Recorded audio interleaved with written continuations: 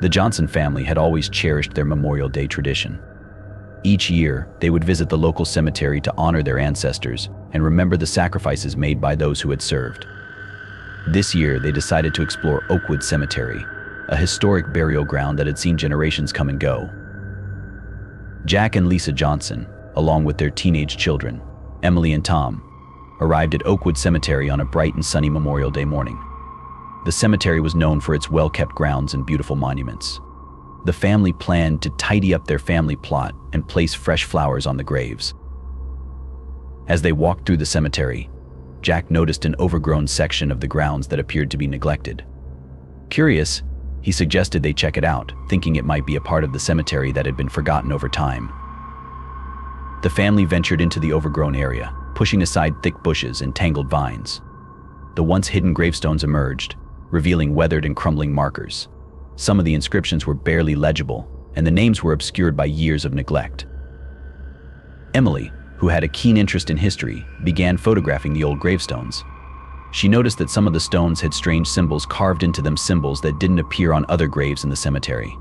Intrigued, she took close-up shots of the symbols, hoping to research their meaning later. Then Lisa started to clear away the weeds and debris, revealing more gravestones. As she worked, she felt a sudden chill in the air and heard faint whispers that seemed to come from nowhere. She brushed it off as the wind, but the eerie feeling lingered. The sun began to set, casting long shadows across the cemetery. As the Johnsons continued their work, the temperature dropped abruptly. The once warm air turned cold and heavy, and the family started to feel uneasy. Tom, who had wandered a bit further from the group, came across a gravestone that was particularly unusual. It was a large, ornate stone with an elaborate carving of an angel. The inscription was almost completely eroded, but Tom could make out a few words: forgotten, betrayed, and eternal rest. As he examined the stone, he heard footsteps behind him. Turning around, he saw no one but felt as though someone or something was watching him. He quickly rejoined his family, feeling a growing sense of dread. Back at the family's plot, Lisa and Jack started to clean up the area, but Lisa's anxiety grew.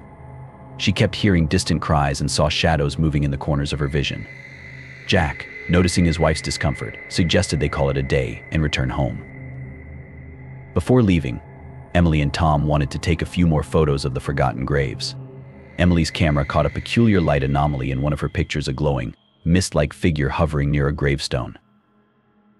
As they were about to leave, Jack noticed something unusual: a series of messages carved into the back of the gravestones they had uncovered. The messages were cryptic and disturbing, speaking of betrayal and a curse placed upon the graves. That evening, Emily, driven by her curiosity and the eerie feeling they had all experienced, began researching the symbols and inscriptions from the gravestones. Her investigation led her to local archives and historical records. She discovered that Oakwood Cemetery had once been part of a large estate owned by a wealthy family who had fallen out of favor with the community. During a period of civil unrest, members of the family had been accused of horrific crimes and were buried in the forgotten section of the cemetery. Their graves were abandoned and left to decay, along with a dark legend about a curse placed upon them. Emily shared her findings with her family. The story of betrayal and punishment resonated with the strange occurrences they had experienced.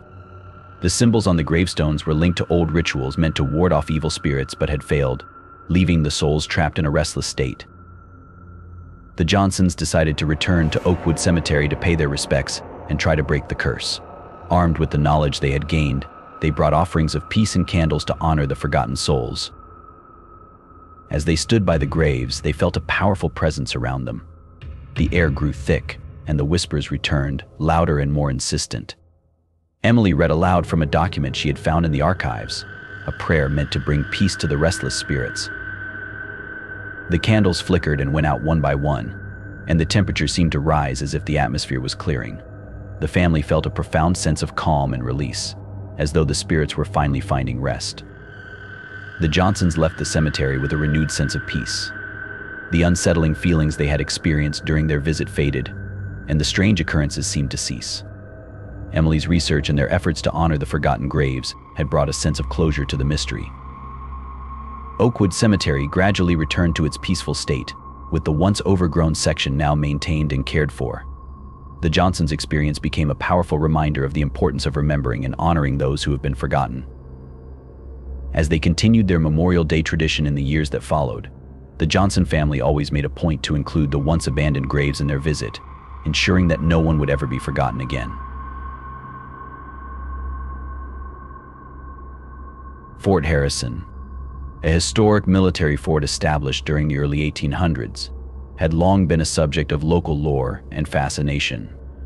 Once a strategic military post, it was now a popular site for historical tours and paranormal investigations.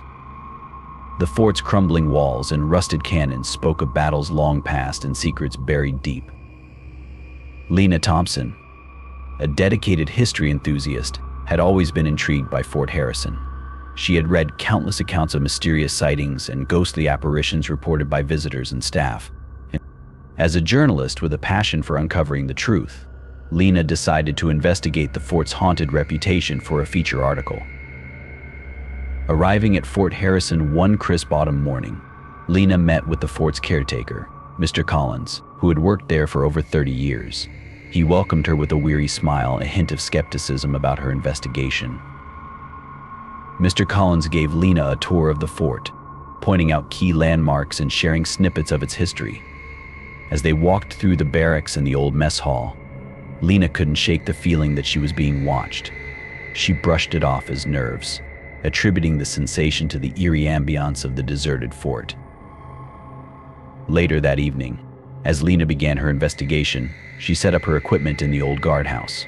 The guardhouse was known for its unsettling atmosphere and was a frequent site of paranormal reports. Lena placed infrared cameras and voice recorders around the room and started her audio equipment. As night fell and the fort grew silent, Lena reviewed her footage and audio recordings. The initial hours yielded nothing unusual, but around midnight, she heard a faint, disembodied voice in the audio, a deep, authoritative tone that seemed to be issuing orders. Determined to understand the source of the voice, Lena delved into the fort's history. She discovered that the fort had been the site of a tragic event during the American Civil War. According to local legend, a young soldier named Private Thomas Riley had gone missing under mysterious circumstances. Despite extensive searches, Riley was never found, and his disappearance remained an unsolved mystery. Lena also uncovered a journal entry from one of Riley's comrades, detailing how Riley had been assigned to guard duty on the night he vanished. The entry described strange occurrences leading up to his disappearance, including unexplained noises and shadowy figures. Fascinated, Lena decided to spend another night at the fort, focusing her investigation on the area where Riley had last been seen. As the night progressed, Lena felt an increasing sense of unease. The temperature in the guardhouse dropped sharply, and the air grew heavy. She reviewed the footage from her cameras and noticed a strange, mist-like figure moving across the screen. It seemed to be a soldier in an old uniform, but the image was fleeting and unclear. Suddenly, Lena heard footsteps echoing through the empty corridors. She followed the sound, her flashlight casting long shadows on the walls. The footsteps led her to the old watchtower, a place that had been closed off for years. Climbing the creaky stairs, Lena reached the top of the watchtower, where she was met with a chilling sight. In the dim light, she saw the figure of a soldier standing at the edge of the tower, staring out into the darkness. The figure was translucent, and its uniform was old-fashioned, matching the descriptions of Private Riley's uniform. Lena's heart raced as she approached the figure, but it vanished before her eyes, leaving her alone in the eerie silence of the watchtower. The next day, Lena reviewed her footage and audio recordings, finding more evidence of the phantom soldier. The disembodied voice on her recordings seemed to be calling out for help, and the mist-like figure appeared more frequently in her videos. Determined to find closure, Lena visited the local historical society to research more about Private Riley. She discovered that Riley had been a dedicated and honorable soldier, and his family had never given up hope of finding him. Lena learned about a memorial service held for Riley and other missing soldiers, where a plaque had been dedicated to those who had not been recovered. The plaque bore Riley's name, and it was placed near the fort's old entrance. With this new information, Lena returned to Fort Harrison with a renewed sense of purpose. she made her way to the memorial plaque and held a small ceremony in honor of Private Riley and the other missing soldiers. She placed flowers and a handwritten note expressing her gratitude and respect. As Lena stood by the plaque, she felt a gentle breeze and heard a faint whisper in her ear. The whisper seemed to be a thank you, and the oppressive atmosphere around her lifted. That night, Lena experienced a sense of peace she hadn't felt before. The ghostly apparitions and strange occurrences seemed to subside, and the fort took on a quieter, more serene quality. Lena's article about her investigation into Fort Harrison and the Phantom Soldier received widespread attention. It shed light on the history of the fort and the story of Private Riley, bringing new recognition to his sacrifice and the unresolved mysteries of the past. The fort continued to be a place of interest for historians and paranormal enthusiasts, but the haunting reports became less frequent. The efforts to honor Private Riley and the other missing soldiers had brought a sense of closure to their story. As Lena looked back on her experience, she felt a deep connection to the history and the people who had come before her. The Phantom Soldier of Fort Harrison had become a symbol of the enduring legacy of those who had served and the quest for answers that transcends time.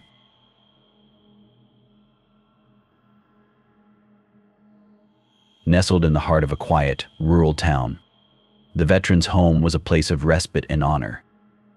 Founded after World War II, it had long served as a sanctuary for soldiers who had returned from the battlefield. Its grand facade and sprawling lawns belied the struggles that some of its residents faced. The home, with its imposing columns and antique charm, was meant to be a peaceful haven for those who had given so much for their country. For decades, the facility had operated smoothly under the care of its dedicated staff. Among them was Linda Carver, a compassionate nurse who had worked at the veterans' home for nearly 10 years. She knew each of the residents by name and had heard many of their stories, tales of bravery, loss, and survival. The residents, in turn, had come to trust Linda, seeing her as a confidante and friend. One crisp autumn morning, a new resident arrived at the veterans' home. His name was Charles Reynolds, a retired colonel who had been highly decorated for his service in the Korean War. The staff and residents alike were intrigued by the new arrival, but there was something unsettling about him. Charles was a tall man with a commanding presence, and his eyes held a distant, haunted look that made some of the staff uneasy. Linda took it upon herself to welcome Charles and help him settle in. She was struck by his solemn demeanor, but also by the stories he would share about his time in Korea. He spoke with a mixture of pride and sorrow, recounting battles and experiences that had clearly left deep scars. Despite his stoic exterior, there was a palpable sadness about him, as if he was carrying the weight of the world on his shoulders. Within weeks of Charles's arrival, strange occurrences began to disrupt the tranquility of the veterans' home. Residents and staff reported hearing unexplained noises, footsteps echoing in empty hallways, doors creaking open and shut on their own, and whispers that seemed to come from nowhere. The disturbances were subtle at first, but they gradually grew more pronounced. Linda, ever the skeptic, initially brushed off the incidents as the result of old pipes and creaky floors. However, her skepticism was challenged when she began to experience the phenomena herself. One evening, while checking on Charles in his room, she noticed a cold draft that seemed to come from nowhere. The temperature dropped suddenly, and she saw her breath mist in the air. When she turned to check on Charles, he was staring at the wall, his expression one of sheer terror. Determined to understand what was happening, Linda decided to delve into Charles Reynolds' past. She visited the archives of the veterans' home, where she found records of Charles's service, including his commendations and personal letters. As she pored over the documents, she came across a file marked confidential. Inside was a report detailing a tragic incident during the Korean War, an incident involving a massacre of civilians that had haunted Charles for decades. The report described how Charles had been part of a unit that had been forced to take drastic measures during a critical mission. The soldiers had been faced with a moral dilemma and had made a decision that led to the deaths of innocent people. The guilt and trauma from this event had weighed heavily on Charles, and it was clear that he had never truly recovered from it. Linda confronted Charles about what she had discovered. He was initially reluctant to talk, but eventually he broke down and confessed to the events described in the report. He revealed that he had been plagued by nightmares and visions of the people who had died that day. He believed that their spirits were now haunting him, seeking justice for the lives lost.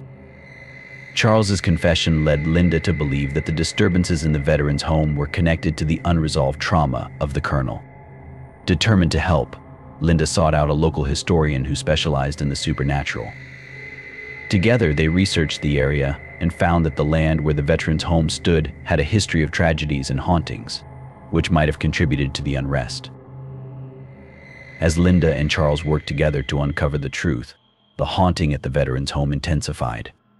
The spirits of those lost in the Korean War seemed to become more restless, and the occurrences grew more violent. Residents were frightened, and staff members were on edge. Linda found herself increasingly drawn into the spirit world, experiencing visions and hearing voices that she could not ignore. One night, Linda was alone in the home's library when she felt a sudden chill. The lights flickered, and the room seemed to close in around her. She saw shadows moving across the walls and heard the anguished cries of the spirits. It was then that she realized that the spirits were not just seeking justice for themselves, but were also trying to communicate their pain and suffering.